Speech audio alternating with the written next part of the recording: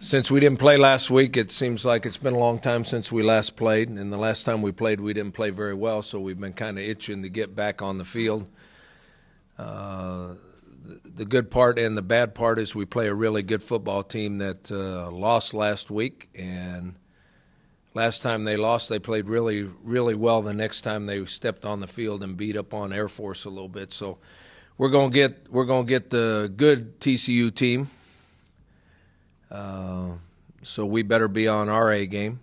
The good part about it is we play at home. And last time we played at home, I thought the student section and the crowd was the biggest difference in the game. If y'all remember, we were struggling big time in the third quarter, and we came back at the end of the third quarter and in the fourth quarter. And I think a lot has to do with the crowd in the stands and the energy that was in the stands that allowed us to, for the first time since I've been here, to allowed us to have a home field advantage. So since we're playing such a good football team, I hope we get that same home field advantage this week. Coach, can you talk about how their offense hasn't missed a beat this year? They lost Andy Dalton last year, and they're still not checking. Well, that's what happens when you're really talented. If you're in a good football program, those guys have been waiting their turn. And I think I might have said this before, when you're in a real good program like TCU has been one of the top 3 programs in the country ever since Gary Patterson's been the coach. They play some games where they've won the game by halftime. So all the younger guys get to play most of the second half. So when the seniors leave, it's not like you're putting new freshmen out there or new guys that haven't played, because over the last 2 or 3 years, I would say TCU, in 6 of their 12 games or 7 of their 12 games, those guys have played at least half the game. So now all of a sudden they're the starters, and guess what? They're playing at a high level because they've already played a whole bunch of football. Coach, you clearly don't get a pick when the bye week comes, but knowing after that Michigan loss, which you had to work on, and having the time to do it before you have these 2 quick games in 1 week, what was the difference maker, you think, in the week of rest? Well, first of all, I don't think it was a week of rest. We went back to fundamentals, and we practiced like we did in training camp. They were in full pads. We went one-on-ones, twos on twos. We scrimmaged all the younger guys. So we didn't use it as an extra week of preparation. We didn't use it as a week of rest. Now, they did get Saturday off. They didn't play on Saturday, so they got 1 day rest. But we tried to get back to the basics and develop our team so that we can finish out. Now we got another bye week coming up that's going to be forever. Football teams are better off if they go week to week and get into a routine. Bye weeks, other than getting maybe somebody hurt that's healthy, that bye weeks really don't help you.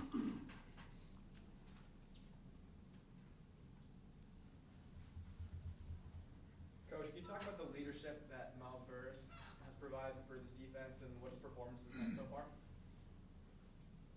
Well, I think what we have is a group of seniors that have led. I don't think the leadership of our football team is based on one guy. It's not based on the captains, even though the players voted on their own captains.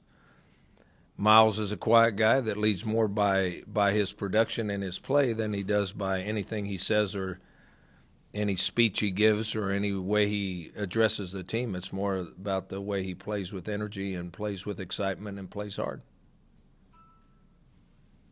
Coach, you look at Keeley, his measurables would have you think maybe he's a defensive back. What allows him to be so effective in the middle of your defense? He's a good football player.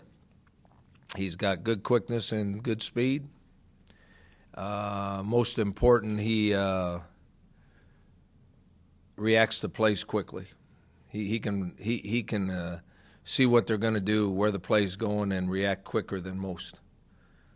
He's undersized, so at times he gets engulfed by those big guys up front and has trouble with the size of the offensive linemen and such.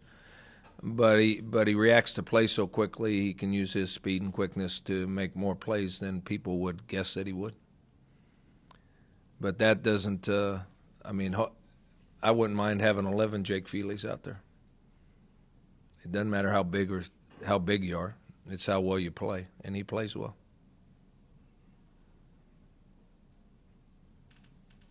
Coach, with TCU, SDSU's 0-6 all time. I know you're not big on streaks with Pac-12 a couple weeks ago, but will you be using that as motivation that this senior class has never beaten a TCU team before? I don't know. Maybe I will now that you brought it up. I don't think anything has any of that has anything to do with this year's team. I don't ever think it does. I mean, those 6 losses were to other teams. This team has a different personality, a different way we do things. I think when our football team thinks about our football team and prepares to play the way we can play, we have a chance to win. When we let all the other baloney get involved, we don't play well.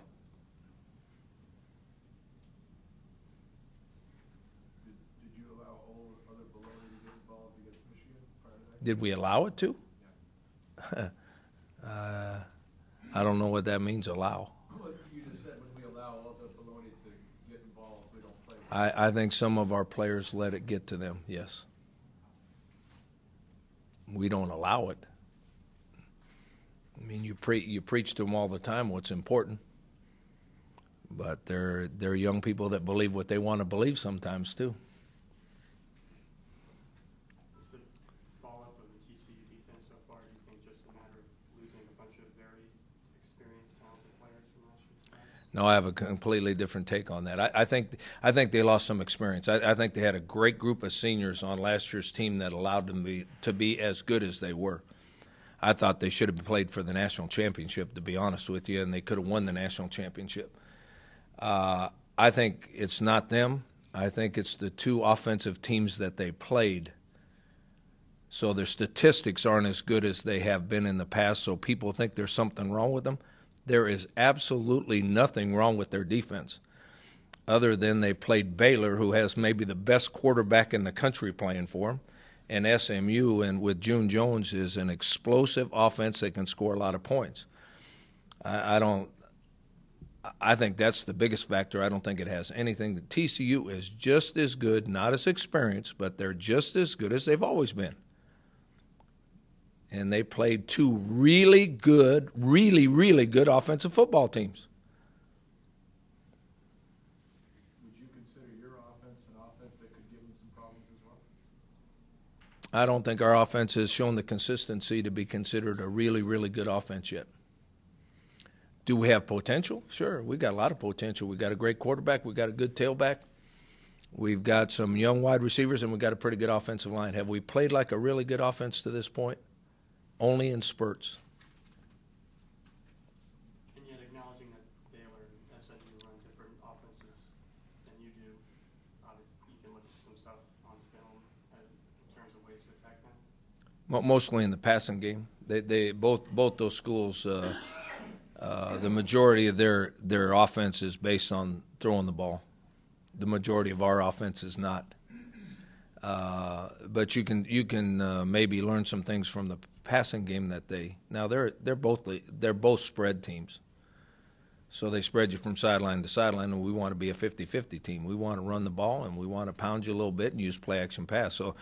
So the offenses aren't the same. The passing game's not the same. The way we approach the game's not the same. We approach the game a little bit more like TCU's offense does. They want to run the ball and use play-action pass too. Now, they do a little spread stuff. We do a little spread stuff. But the 2 offenses are very similar. Roger, there's been a lot of talk of conference realignment during the season. How does that affect college football, do you think?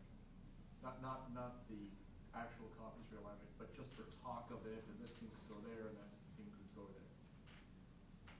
I think it adds a lot of interest to the season. I don't think players or coaches worry about it once they're. I think we worry about it in the off season. I think we talk about it. I think we worry about it. We're hoping that we're in a BCS league. All those things in the off season.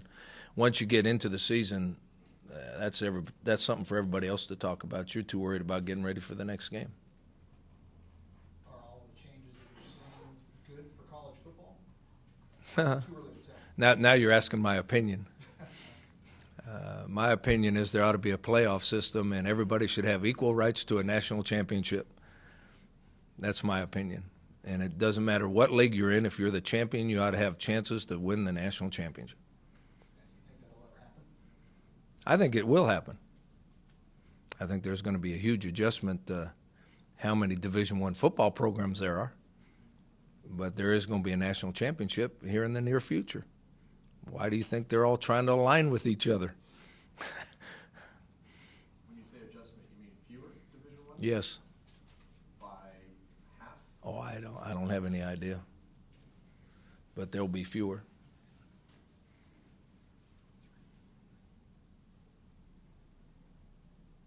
You guys played TCU closer and scored more points against them last year than any other team on the state, but what do you take from that?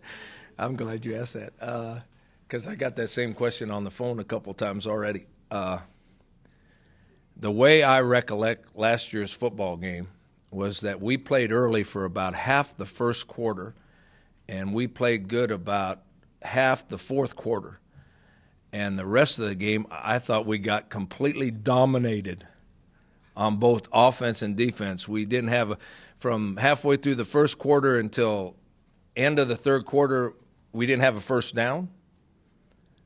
We never slowed them down. After the first half of the first quarter, we never slowed them down. Now, at the end of the fourth quarter, the second half of the fourth quarter, we threw some bombs, and we caught them and had great wide receivers, and they ran them in for touchdowns that made the game close. And when we actually had a chance to win, they took the ball for about 5 minutes and ran it right down our throats and ran out the clock. So the score was close. The game was not.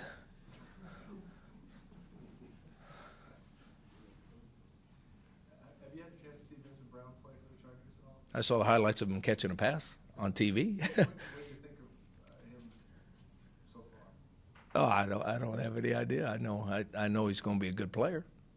Right now, he's not the key guy. You don't know how good a wide receiver is when they're not the key guy that they go to all the time, and he's not on that team. He might be someday.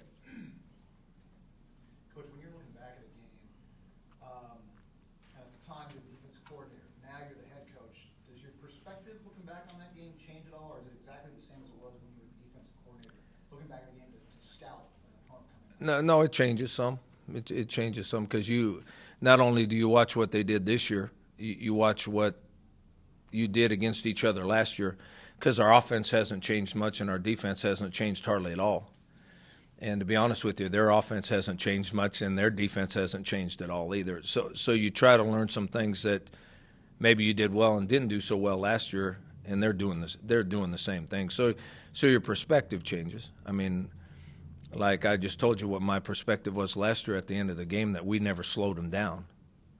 Now, we caused a couple turnovers, but we never slowed them down, ever. Now, as a head coach, I went back and looked. Some of the problem was we never got a first down, so we were out there on defense a whole bunch of the time. Now, last year I would have never thought about the offense. This year I'm thinking the offense would be we play the best defense we know how to play when we're sitting on the bench watching.